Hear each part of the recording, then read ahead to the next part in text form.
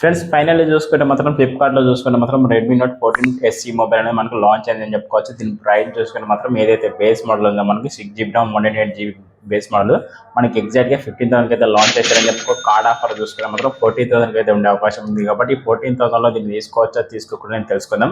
ఎందుకంటే నా ఒపీనియన్ అయితే మీతో షేర్ చేసుకుంటాను. ఒకవేళ నా ఒపీనియన్ మీకు నచ్చితే మాత్రం ఎవరైతే కొత్తగా మన ఛానల్ చూస్తున్నారో ఛానల్ అయితే తప్పకుండా సబ్స్క్రైబ్ చేసుకొని బెల్ ఐకాన్ అయితే ఆల్లో పెట్టండి. వీడియో నచ్చితే మాత్రం తప్పకుండా లైక్ అండ్ షేర్ చేయండి. ఫ్రెండ్స్ ఇక మొబైల్ చూసుకుంటే మాత్రం మొబైల్ స్పెసిఫికేషన్తో పాటు డిజైన్ కూడా చాలా ఎక్సలెంట్గా ఉందని చెప్పుకోవచ్చు. దీని డిజైన్ దీనికి అట్రాక్టివ్ అని చెప్పుకోవచ్చు.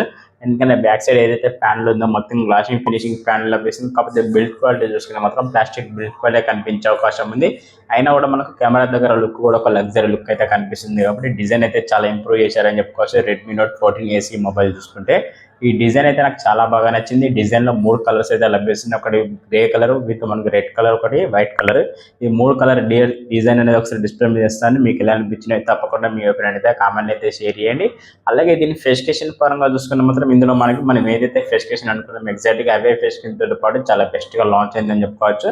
ప్రైస్ మీకు బేస్ మోడల్ మనకు 15,000 అయితే లభించే అవకాశం ఉంది. విత్ కార్డ్ ఆఫర్లో చూసుకుంటే మాత్రం 14,000 అయితే లభించే అవకాశం ఉంది. కాబట్టి 14,000లో దీన్ని తీసుకోవచ్చా తీసుకోకూడదు అనేది నా ఒపీనియన్ అయితే మీతో షేర్ చేసుకుంటాను. కాబట్టి వీడియోని అయితే ఇక్కడ స్కిప్ చేయకుండా స్టార్టింగ్ నుంచి ఎండ్ వరకు చూస్తే ఈ రెడ్మీ 14 SE మొబైల్ గురించి ఒక చిన్న క్లారిటీ అనేది వచ్చేస్తుంది. ఈ మొబైల్ కొనుక్కోవచ్చా కొనుక్కోకూడదు అనేది. ఫ్రెండ్స్ ఇందులో స్పెసిఫికేషన్ పరంగా చూసుకుంటే మాత్రం మెయిన్ తెలుసుకోవాల్సింది ప్రోసెసర్ కూడా మనకి మీడియాటెక్ డైమండ్ సిస్టమ్ మాత్రం 7025 ప్రోసెసర్ లభిస్తుంది. అల్ట్రా ప్రోసెసర్ అని చెప్పుకోవచ్చు. ఎందుకంటే దీనికి కాస్ట్ స్పీడ్ చూసుకుంటే మాత్రం 2.5 GHz క్లాస్ స్పీడ్ లభిస్తుంది. కాబట్టి గేమింగ్ ఎక్స్పీరియన్స్ అనేది కొంచెం బెటర్గా యూజ్ చేసుకోవచ్చు. విత్ మల్టీటాస్కింగ్ కూడా చాలా అద్భుతంగా చేసుకోవచ్చు.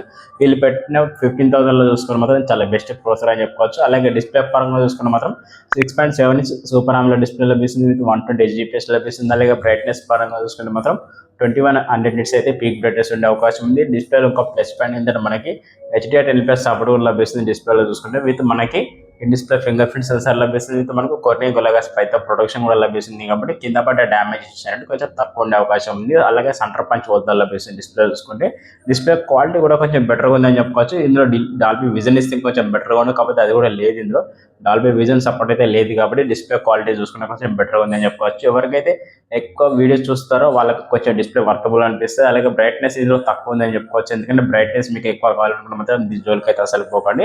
ఎందుకంటే మనకి ఇందులో బ్రైట్నెస్ చూసుకునే మాత్రం 2100 నిట్స్ అయితే పీక్ బ్రైట్నెస్ ఉంది. కాబట్టి సన్లైట్ విజిబిలిటీ కొంచెం తక్కువ ఉండే అవకాశం ఉంది. ఇక్కడ మీకు బ్రైట్నెస్ పరంగా కొంచెం కాంప్రమైజ్ అని కావాలి మీరు 15,000 అండర్లో చూసుకుంటే మాత్రం.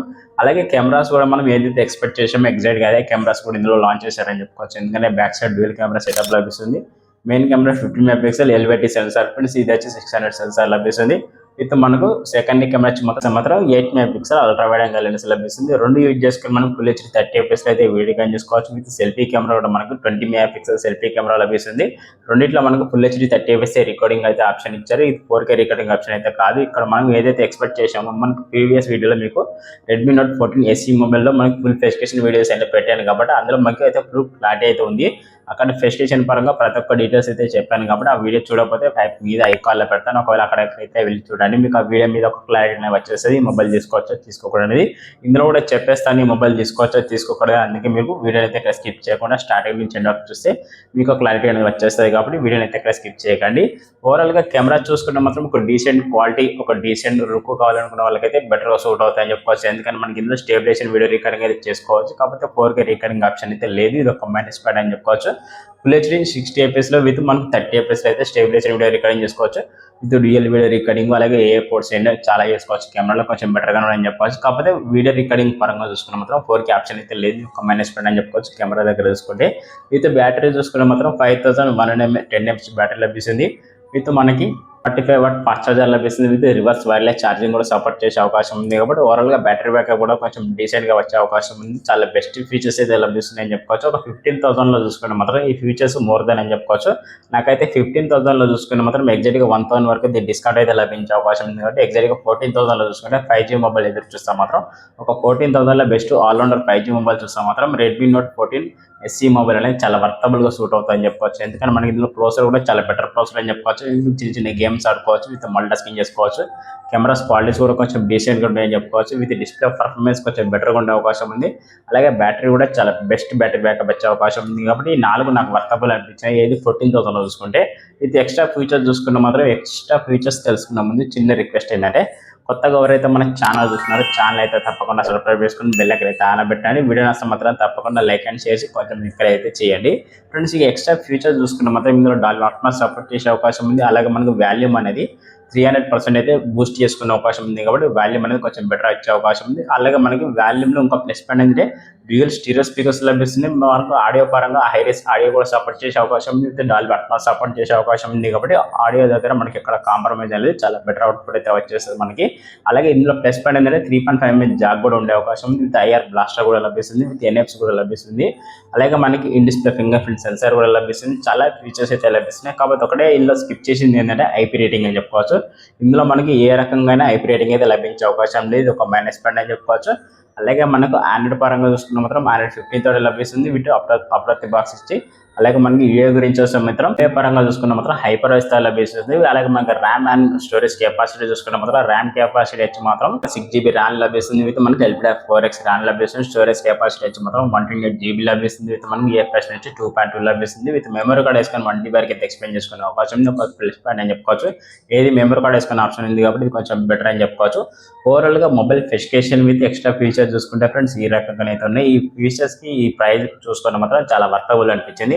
ఎవరైతే ఒక తక్కువ బడ్జెట్ లో బెస్ట్ 5G మొబైల్, ఒక ఆల్రౌండర్ మొబైల్ చూస్తే మాత్రం, ఒక 15,000 లో బెస్ట్ ఆల్రౌండర్ మొబైల్ చూస్తే మాత్రం ఇది వాళ్ళకి చాలా బెస్ట్ గా సూట్ అవుతుంది అని చెప్పుకోవచ్చు. కాకపోతే ఒకటే మైనస్ ఏంటంటే ఇందులో 4K రికార్డింగ్ ఆప్షన్ అయితే లేదు. అది కూడా ఇంక్లూడ్ చేస్తే మాత్రం చాలా రేంజ్ లో ఉండే అని చెప్పుకోవచ్చు. నాకైతే ఈ స్పెసిఫికేషన్ చూసుకునే కొంచెం వర్తబుల్ అనిపించినాయి. ఇందులో మనకి చిన్న చిన్న గేమ్స్ ఆడుకోవచ్చు. బీజేఎల్ గేమ్స్ కూడా 60 hours అయితే హ్యాండిల్ చేసే అవకాశం ఉంది. అది కూడా మనకి 2 hours 3 hours ఆడితే మనకు ఎక్కడ ప్రోసెసర్ లాంగ్వేజెస్ కానీ ఎక్కడ ప్రాబ్లం అయితే లేదు కాబట్టి మనకు ఒక 2-3 hours అయితే గేమ్ కంటిన్యూగా ఆడుకోవచ్చు. మనకు బీజేఎల్ గేమ్స్ అంటే ఒక 60 FPS లో చూసుకుంటే విత్ మల్టీ టాస్కింగ్ ఎంత చేసినా కూడా మనకు ప్రోసెసర్ ఎక్కడ లాంగ్వేజెస్ అయితే ఉన్నాయని చెప్పుకోవచ్చు. చాలా బెటర్ ప్రోసెసర్ అని చెప్పుకోవచ్చు. ఎందుకంటే 2.5 GHz క్లాక్ స్పీడ్ లభిస్తుంది కాబట్టి చాలా బెటర్ పర్ఫార్మెన్స్ లభించే అవకాశం ఉంది. ఓవరాల్ గా స్పెసిఫికేషన్ చూసుకుంటే నాకు కొంచెం వర్తబుల్ అనిపించింది.